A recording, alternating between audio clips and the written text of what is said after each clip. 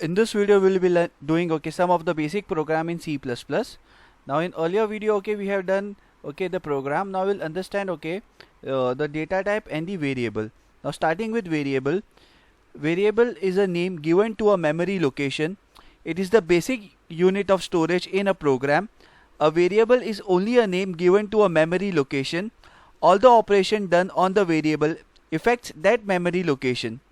In C++, all the variable must declare before use. Now variable declaration informs the compiler the size to reserve in memory for the variable and how to interpret its value.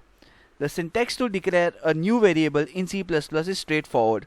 We simply write the type followed by variable name. So now you can see ABC is my variable name. Now what is int? It is int. Int is nothing but the data type.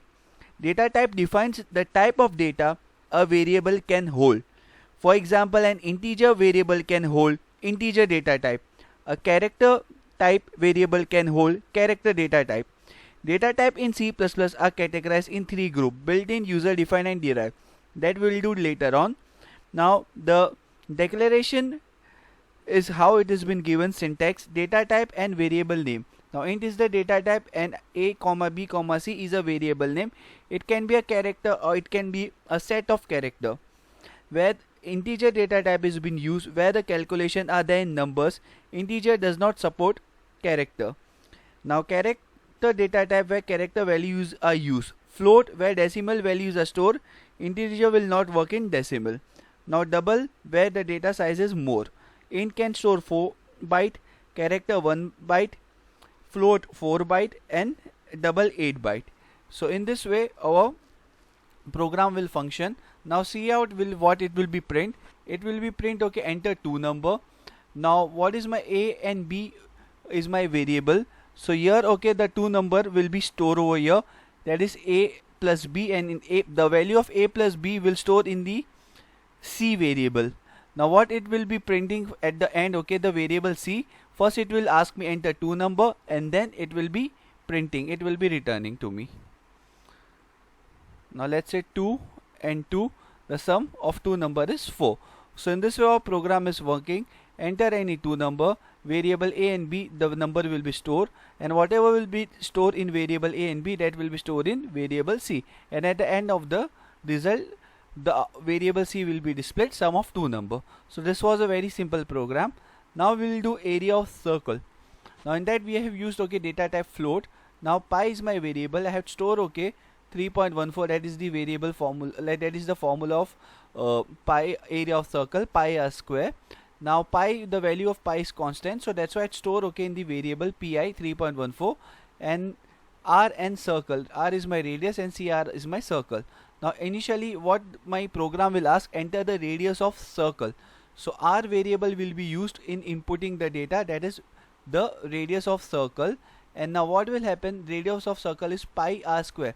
Pi I have already defined in the variable pi into r. So whatever will be stored in pi r square will be stored in the variable cir circle. Then finally area of circle will be displayed to me. Let's see the output. Let's say area of circle, radius of a circle I had given 3. It will show me the area of circle is 28.26. So the radius of circle is 3 and area of circle output has been given me 28.26. So in this way our software will work. Now we'll do swapping. Now swapping, what it will do, I had put in the variable a 5 number and b 5, and one I had created in this something we are learning new. One variable we had kept empty, that is temp variable we have created, but right now it is empty. Now before swapping it will show as it is, and after swapping it will show what we had given. Now temp is my empty. Now a is my variable. Whatever is there in variable a, that will be stored in the empty variable, that is temp. Now a is equal to b. Whatever stored in b will store in variable a. Now b is equal to temp. Now variable b is equal to temp. Whatever now is stored in a, now temp a is equal to a. So a was my variable, so b is equal to a. So whatever will be stored in temporary variable will be stored in a, and in temporary variable what it was there, that was variable a. So in this way the swapping will be done. I'll just show you the output.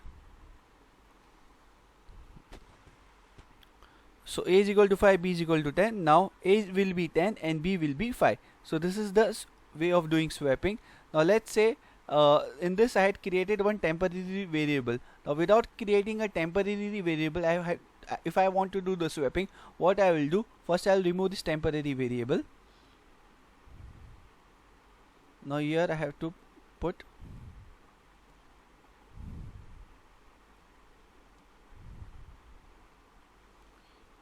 a is equal to a plus b, b is equal to a plus b, a is equal to a minus b. Now let's see the output. A is equal to 5, b is equal to 10. Now a is equal to 10, b is equal to 5. So without creating a temporary variable, you can also do a swapping of number by this. I hope you have understood the video. If you have any query, you can always ask me in the comment box.